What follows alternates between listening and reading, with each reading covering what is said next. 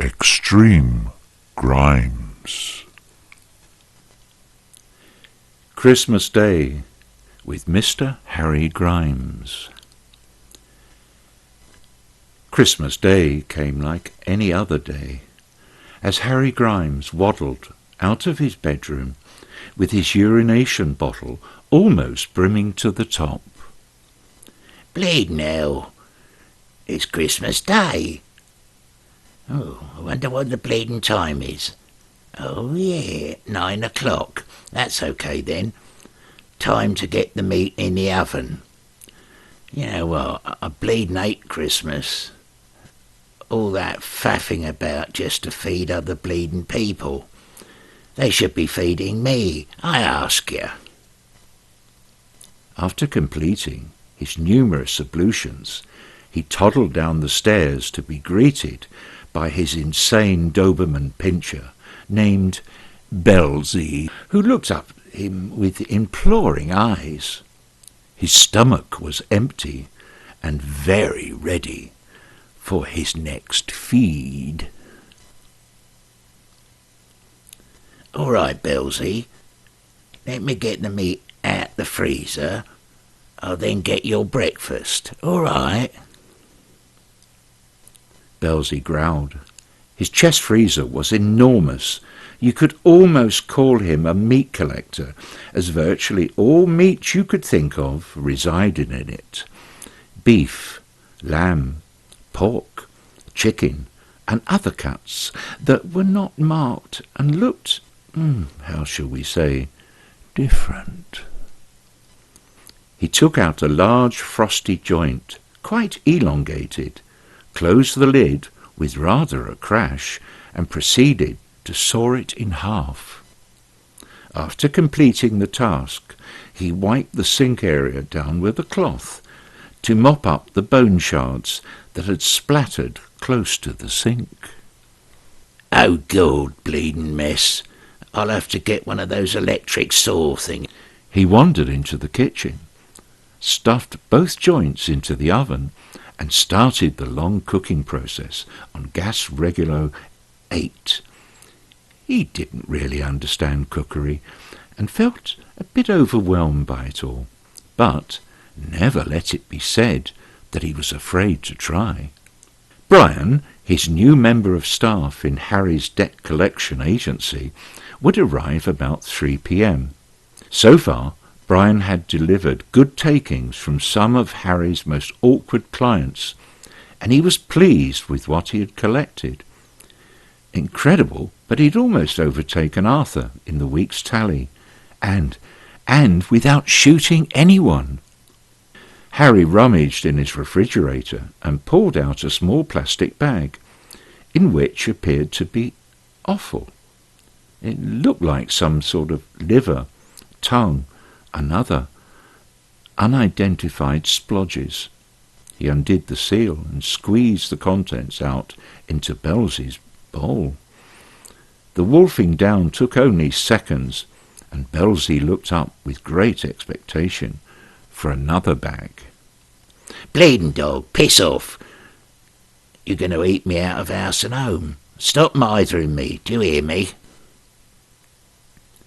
He placed the Brussels sprouts in the saucepan, and then started to peel the potatoes, cursing under his breath that he, the king of all debt collection agencies and supremo of Essex, had to perform such a boring task.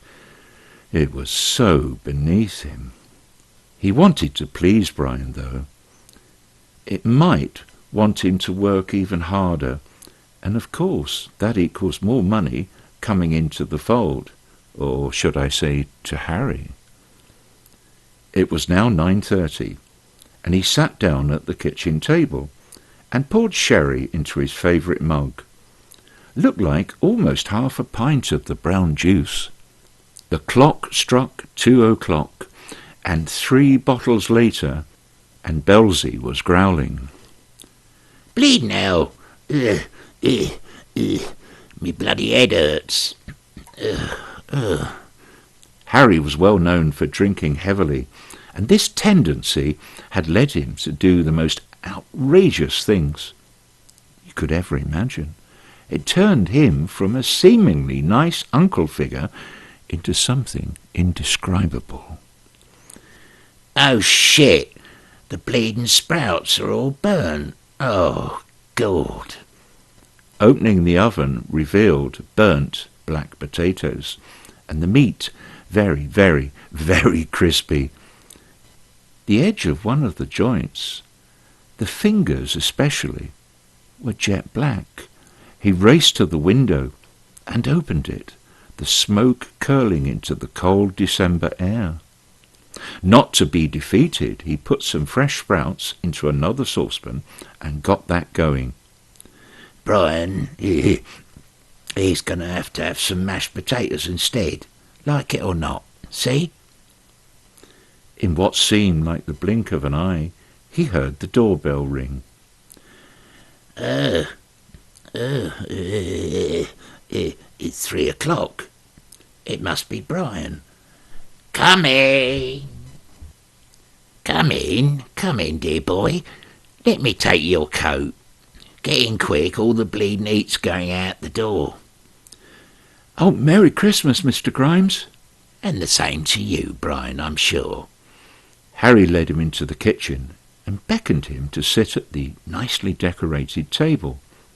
Christmas crackers, candles, and tinsel, which reflected prettily from the empty sherry bottles. What would you like to drink, dear boy?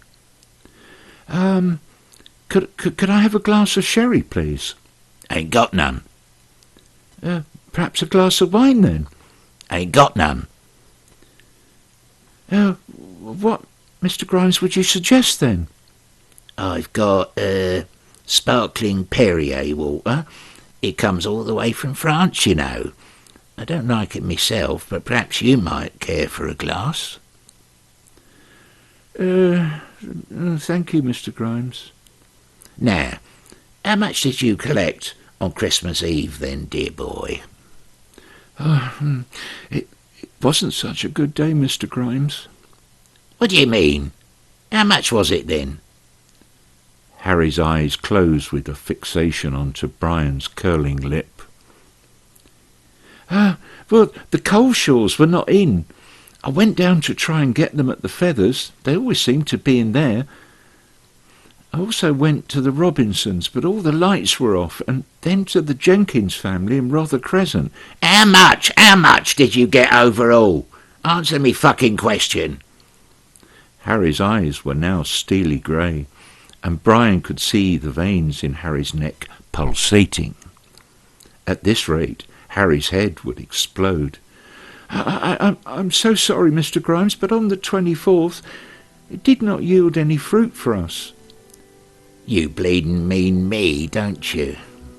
Yes, Mr. Grimes, I'm really sorry. I really, really am. You bloody well be in a few minutes.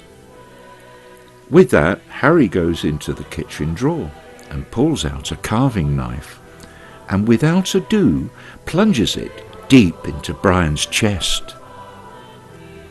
Maybe it was the sherry talking, but Harry stabbed into Brian's chest, twisting and turning the blade on entry and exit.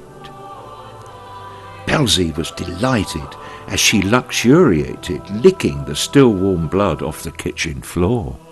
After the extended slaughter had ended, Harry sat down at the table again, pouring the last remaining drops of sherry into his mug. Harry thought to himself that he was a glass half full sort of fellow. At least his meat supplies would be topped up nicely, and, talking of glasses, replenished his mug with whiskey. It was a 10-year-old malt. I quite likes Christmas. Always something to look forward to. You know, you never know what's going to happen, do you? All right. Belzy had done a good job mopping up the blood, but could not resist taking a few chunks from Brian's face. The sky had darkened, and the first snow of Christmas began to fall. Ah, Christmas, and peace and goodwill to all men.